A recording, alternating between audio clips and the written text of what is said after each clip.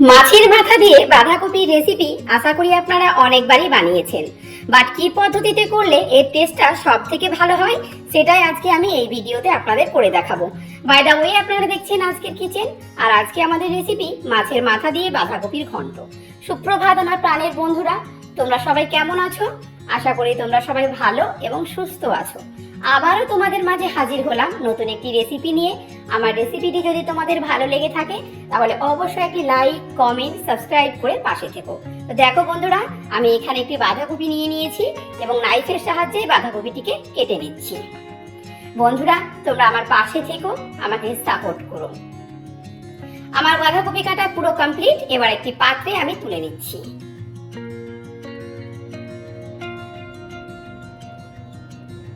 এবার আমি আলুটিকেও কেটে নেব একটি নাইফের সাহায্যে। আলু আমার কাটা হয়ে গেলে জলে ভিজিয়ে রাখবো, না হলে আলুটা কালো হয়ে যেতে পারে। এদিকে আমি প্যান বসিয়ে দিলাম, দিয়ে দিলাম সরিষার তেল। তেলটা ভালোভাবে গরম হয়ে এলে আলুগুলো আমি ফ্রাই করে নেব।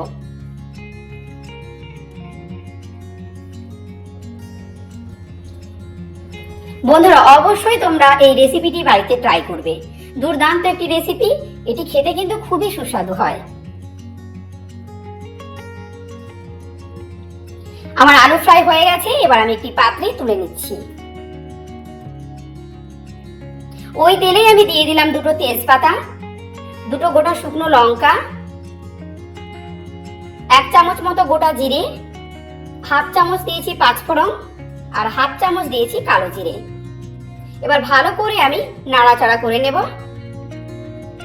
দিয়ে দিলাম পেঁয়াজ কুচি আর কাঁচা লঙ্কা। আর এদিকে আমি আদা, রসুন, জিরে পেস্ট করে রেখেছিলাম, সেই পেস্টটাও আমি দিয়ে দিলাম।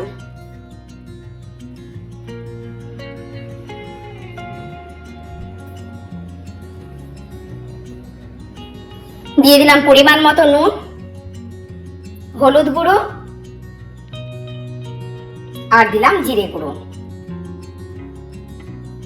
এবার সবকিছুকে ভালো করে নাড়াচাড়া করে 2 থেকে 3 মিনিট মতো মশলাটাকে আমি কষিয়ে নেব। আর এদিকে আমি বাঁধাকপিটা জলে আমি ওয়াশ করে রেখেছিলাম।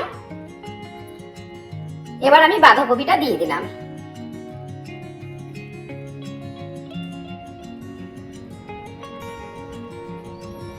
ভালো করে নাড়াচাড়া করে আমি সামান্য জল অ্যাড করলাম।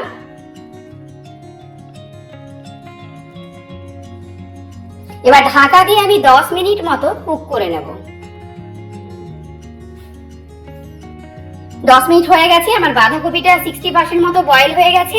এবার আমি দিয়ে দিলাম ভেজে রাখা আলু।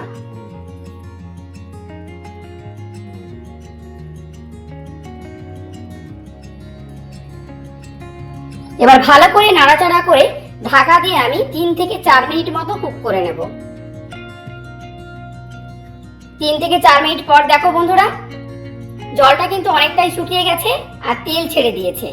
আর এদিকে আমি কাতলা মাছের মাথা নুন হলুদ দিয়ে ভেজে রেখেছিলাম, সেই মাথাটা এবার আমি অ্যাড করব।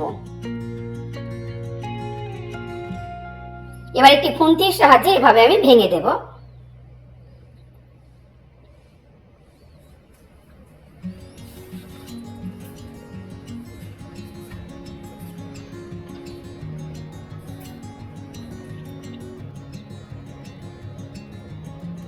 এবার আমি এভাবে ভালো করে নাড়াচাড়া করতে থাকবো।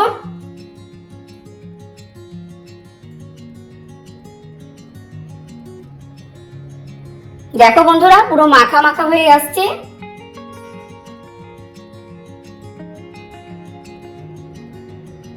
আবারও আমি ঢেকে 1 থেকে 2 মিনিট মতো কুক করে নেব।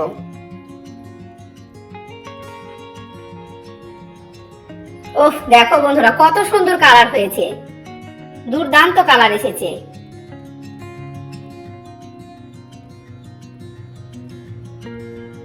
দিয়ে দিলাম জিরে গুঁড়ো আর দিয়ে দিয়েছি গরম মশলা গুঁড়ো।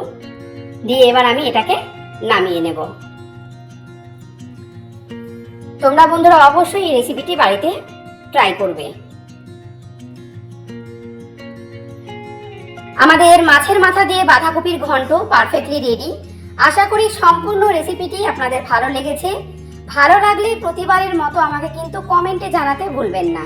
বাই দ্য ওয়ে, আপনারা দেখছেন আজকের কিচেন। আমি আপনাদের কমেন্টের অপেক্ষায় থাকবো। দেখা হচ্ছে আপনাদের সঙ্গে নতুন একটি রেসিপি নিয়ে নেক্সট এপিসোডে। ভালো থাকবেন, সুস্থ থাকবেন।